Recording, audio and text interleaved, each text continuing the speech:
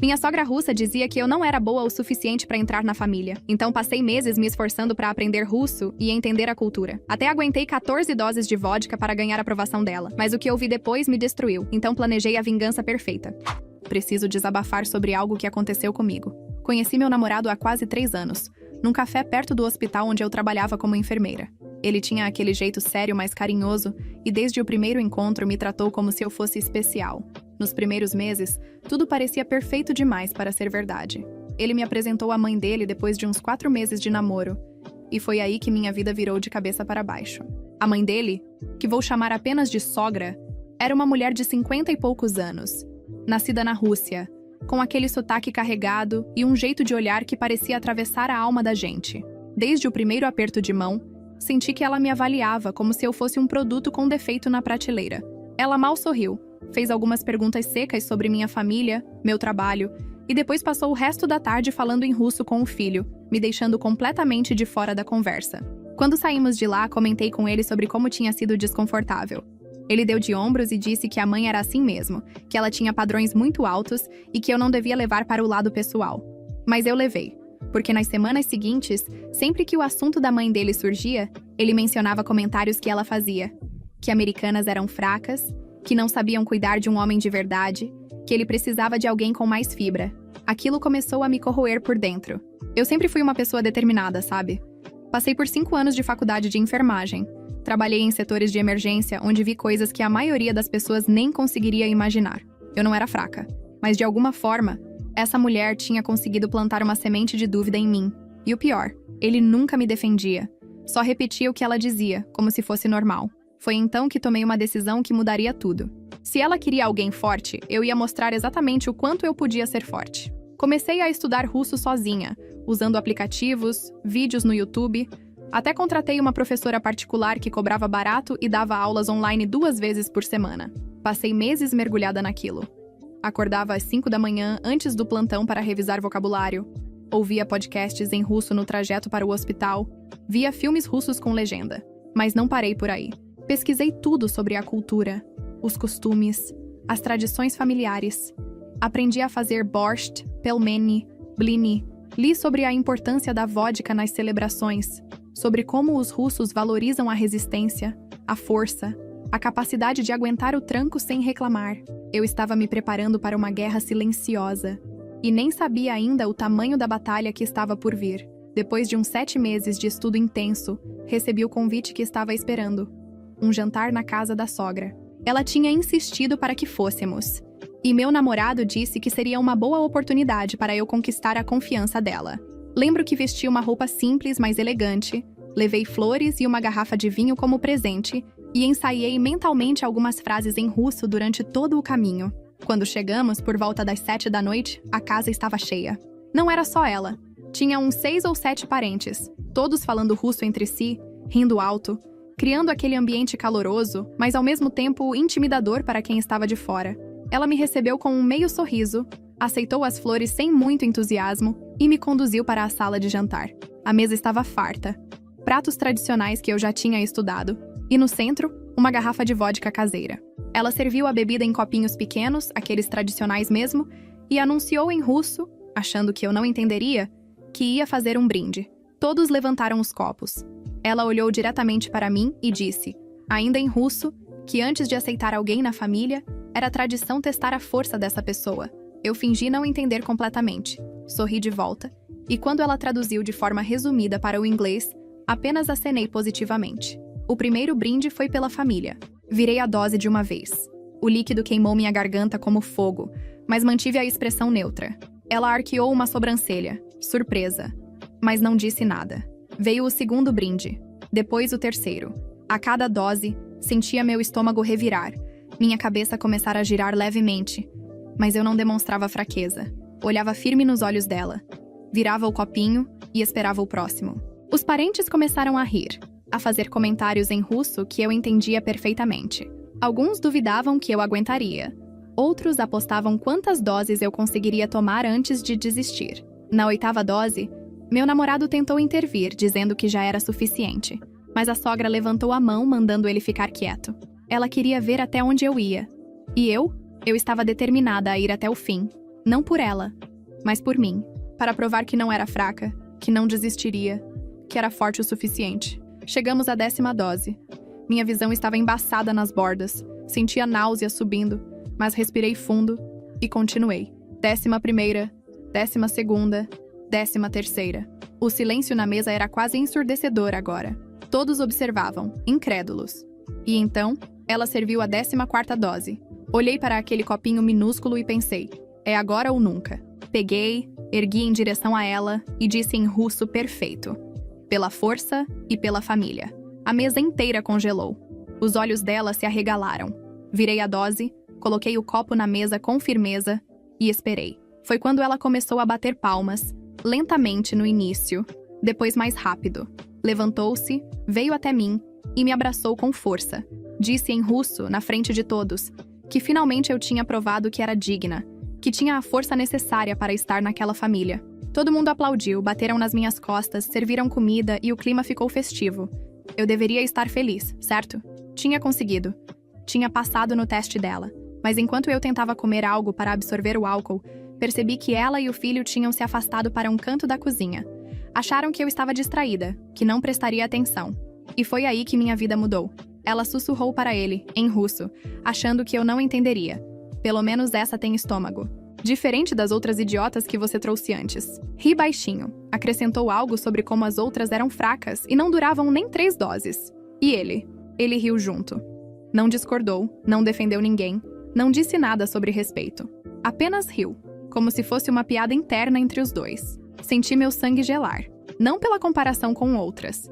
Eu sabia que ele tinha tido namoradas antes, mas pela forma como ele concordou, como validou aquela crueldade toda. Como riu da humilhação pela qual ela tinha me feito passar, como se fosse entretenimento. Aquele teste não era sobre tradição, era sobre controle, sobre poder, sobre me colocar no meu lugar. Terminei a noite sorrindo, conversando, agradecendo pela hospitalidade. Ninguém suspeitou de nada. No caminho para casa, ele comentou animado sobre como a mãe tinha finalmente me aceitado, como aquilo era raro, como eu tinha impressionado todo mundo. Eu só concordei, disse que estava cansada e deixei o assunto morrer ali. Mas algo tinha se quebrado dentro de mim naquela noite. Comecei a prestar mais atenção em tudo, nos pequenos detalhes que antes eu ignorava. E foi aí que percebi. Ele estava diferente, mais distante. Saía mais à noite, sempre com desculpas variadas sobre encontros com clientes, happy hour com colegas de trabalho, emergências no escritório. O celular estava sempre virado para baixo. Ele apagava notificações rapidamente. Mudava de assunto quando eu perguntava sobre o dia dele. No começo, tentei ignorar. Pensei que estava sendo paranoica, que o episódio na casa da sogra tinha me deixado sensível demais. Mas a sensação não passava. Era como se eu tivesse desenvolvido um 6º sentido para mentiras. E então, há uns 3 meses, aconteceu algo que confirmou tudo. Estava no carro dele, procurando meu carregador de celular que tinha esquecido ali, quando meu iPhone começou a vibrar com uma notificação estranha. Dizia que havia um AirTag próximo de mim, se movendo junto comigo há algum tempo. Aquilo era um recurso de segurança da Apple, para evitar rastreamento indevido. Fiquei confusa no início. Procurei pelo carro inteiro e encontrei o rastreador escondido embaixo do tapete do passageiro. Meu primeiro pensamento foi que alguém estava me seguindo. Fiquei apavorada.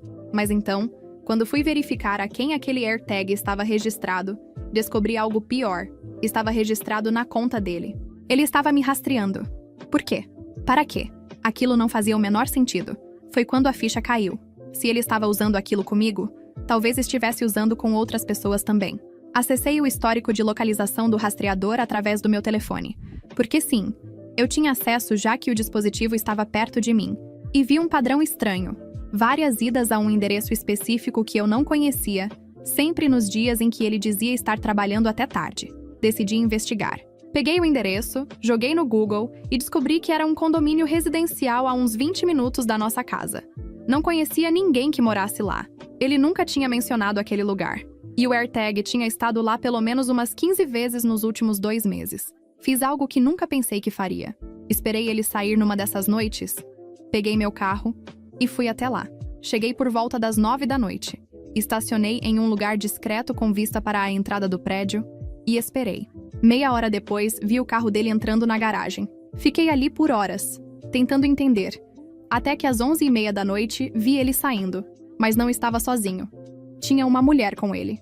Cabelo loiro, mais ou menos da minha idade, rindo de algo que ele tinha dito. Ele a beijou ali mesmo, na frente do prédio, antes de entrar no carro e ir embora. Senti como se tivessem arrancado o chão debaixo dos meus pés. Mas ao mesmo tempo, uma parte de mim ficou estranhamente calma. Tipo, finalmente tinha a confirmação. Não estava louca. Não estava inventando coisas. Ele realmente estava traindo. Voltei para casa antes dele, deitei na cama fingindo estar dormindo quando ele chegou. Ele entrou no quarto devagar, tomou banho e deitou ao meu lado como se nada tivesse acontecido. Eu só conseguia pensar em uma coisa: preciso de provas. Preciso de mais informações. Porque se eu ia terminar aquilo, e eu ia, não seria sendo a louca, a ciumenta, a paranoica. Seria sendo a vencedora. Nos dias seguintes, comecei a montar um quebra-cabeça. Criei um perfil falso nas redes sociais e procurei por mulheres loiras naquele condomínio. Levei um tempo, mas eventualmente encontrei ela. O perfil era aberto, cheio de fotos, histórias. E para minha surpresa, tinha várias fotos dele lá também. Fotos de jantar, de passeios, de momentos íntimos, como se eles fossem um casal. Foi quando tomei a decisão mais difícil. Precisava falar com ela. Não por raiva, não para brigar, mas para entender. Criei uma conta anônima e mandei uma mensagem direta, me apresentando como alguém que tinha visto eles juntos e que precisava conversar sobre algo importante. Demorou um dia, mas ela respondeu, desconfiada, mas curiosa. Marcamos de nos encontrar num café neutro. Quando cheguei lá, 2 dias depois, ela estava sentada num canto, nervosa. Eu me apresentei e vi o rosto dela mudar quando entendeu quem eu era. Esperava que ela fosse me xingar, me expulsar dali, mas não. Ela começou a chorar. E foi aí que descobri a verdade completa. Eles estavam juntos há 6 meses. Ele tinha dito a ela que eu era apenas uma colega de quarto que era obcecada por ele, que estava tentando se livrar de mim, mas que eu não aceitava, que ele precisava ser cuidadoso porque eu era instável. Ela acreditou em tudo. Mostrou mensagens, fotos, até presentes que ele tinha dado a ela. Tudo datado, tudo documentado. Nós duas ficamos ali. 2 mulheres completamente enganadas pelo mesmo homem, compartilhando nossas histórias. Ela me mostrou que ele tinha dado a ela um colar com um pingente de coração no aniversário dela, há 3 meses. Eu tinha recebido o mesmo colar, na mesma época, pelo nosso aniversário de namoro. Ele literalmente comprou presentes idênticos para 2 namoradas diferentes. Saímos daquele café não como inimigas, mas como aliadas. E foi quando comecei a planejar minha vingança. Não ia ser escandalosa, não ia envolver gritos ou choro. Ia ser silenciosa, calculada e absolutamente devastadora. Primeiro passo: documentar tudo. Salvei todas as conversas, capturas de tela das fotos, comprovantes de presente, mensagens comprometedoras que ela tinha e que me enviou. Comecei a gravar conversas casuais com ele, onde ele mentia sobre onde estava, com quem estava. Juntei tudo em uma pasta digital bem organizada. Segundo passo: proteger meus bens. Nosso apartamento estava alugado no meu nome. Eu tinha sido burra de colocar só no meu nome porque ele disse que tinha problemas com crédito na época e que seria mais fácil assim. A conta bancária era conjunta, mas a maior parte do dinheiro era minha. Ele contribuía pouco, porque sempre tinha alguma desculpa sobre dívidas antigas. Procurei uma advogada, uma mulher incrível de uns 50 anos que já tinha visto de tudo. Expliquei a situação, mostrei as provas. E ela foi direta. Eu tinha base legal para remover ele do apartamento, fechar a conta conjunta e ainda processar por algumas coisas se eu quisesse. Mas ela sugeriu algo melhor: fazer tudo de forma que ele não pudesse revidar, não tivesse como se vitimizar. Terceiro passo: o golpe final. Isso levou o planejamento. 3 semanas de preparação silenciosa. Fechei a conta conjunta e abri uma nova só minha, transferindo tudo. Dei aviso ao proprietário do apartamento sobre a situação, mostrei provas de que eu era a única no contrato e consegui autorização legal para mudar as fechaduras. Contactei o trabalho dele. Ele trabalhava em uma empresa que tinha políticas rígidas sobre conduta moral, especialmente envolvendo enganação e desonestidade. E então chegou o dia. Um sábado à noite, recebi um convite da sogra para mais um jantar em família. Aceitei prontamente. Ela ficou surpresa. Eu geralmente evitava esses encontros, mas pareceu satisfeita. Chegamos lá às 7 da noite. A mesma casa, a mesma mesa farta, os mesmos parentes. A sogra estava particularmente animada, falando sobre como éramos o casal perfeito, sobre como ela sempre soube que eu era a escolha certa para o filho dela. Ele sorria, concordava, me segurava a mão como um namorado exemplar. Foi então que decidi agir. No meio do jantar, quando ela fez mais um comentário sobre como éramos perfeitos juntos, respondi. Mas não em inglês, em russo. Fluente, claro, perfeito. Disse algo como: é realmente interessante ouvir isso, considerando o que vocês dois falam de mim quando acham que não entendo. O silêncio que caiu sobre aquela mesa foi ensurdecedor. Os garfos pararam no ar. As conversas morreram. Todos olharam para mim, depois para ela, depois para ele. A sogra ficou pálida. Ele congelou, o copo de vinho no meio do caminho para a boca. Continuei, ainda em russo, contando para todos ali presentes que eu tinha entendido cada palavra daquela noite da vodka. Cada insulto, cada piada, cada comentário cruel que fizeram sobre mim e sobre as outras mulheres que vieram antes. E então, mudei para o inglês para ter certeza de que todos entenderiam. Contei sobre a traição, sobre a outra namorada, sobre as mentiras. A sogra tentou negar, dizer que eu estava inventando, que estava bêbada ou confusa. Mas puxei meu telefone e comecei a mostrar fotos, mensagens, evidências que não deixavam espaço para dúvida. Os parentes ficaram chocados. Alguns começaram a questionar ele, que só conseguia gaguejar, tentar inventar desculpas esfarrapadas. Levantei da mesa com calma, agradeci pela comida e disse que eles nunca mais me veriam. Peguei minha bolsa e saí. Não corri, não chorei, não gritei. Apenas saí com a cabeça erguida. Ele tentou me seguir, me ligar dezenas de vezes naquela noite. Não atendi nenhuma. Quando chegou no apartamento, as fechaduras tinham sido trocadas. Suas coisas estavam em caixas na garagem. Deixei uma carta simples explicando que tudo estava acabado, que ele tinha 48 horas para buscar seus pertences, e que qualquer tentativa de contato seria considerada assédio. Nos dias seguintes, o caos se instalou na vida dele. A empresa descobriu sobre a situação através de uma denúncia anônima. Não vou dizer quem fez, mas digamos que colegas de trabalho não gostam de gente desonesta. Ele foi demitido por violar políticas internas de conduta. Perdeu o apartamento porque não tinha para onde ir e não podia pagar um novo. A reputação dele no círculo social russo deles foi destruída. A sogra teve que aguentar semanas de comentários maldosos sobre como criou um filho sem caráter. E eu finalmente tive paz. Bloqueei ele, bloqueei a sogra, bloqueei qualquer pessoa daquela família que tentou me contatar. A outra namorada também terminou com ele, obviamente. Da última vez que soube, ele estava morando com um amigo, desempregado, tentando reconstruir a vida. A sogra me mandou uma mensagem antes de eu bloqueá-la. Dizia que eu tinha sido cruel, que destruía a vida do filho dela, que ela nunca imaginou que eu fosse tão fria. Não respondi, mas pensei. Você me ensinou exatamente o que precisava aprender. Me ensinou que força não é sobre aguentar humilhação. É sobre saber quando reagir. E eu reagi da única forma que fazia sentido para mim. Às vezes ainda penso naquela noite da vodka. Nas 14 doses que tomei para provar algo que nunca precisei provar. Mas também penso em como aquilo me ensinou uma lição valiosa. Nunca deixe ninguém definir seu valor. Nunca aceite ser testada por pessoas que não te respeitam. E nunca subestime alguém que está prestando atenção. Ele nunca admitiu que errou. A sogra também não. Para eles, eu fui a vilã que explodiu tudo por ciúmes, por insegurança, por maldade. Nunca aceitaram responsabilidade. E sabe de uma coisa? Não preciso que aceitem, porque eu sei a verdade. E isso é suficiente. Hoje, quase 6 meses depois, estou reconstruindo minha vida.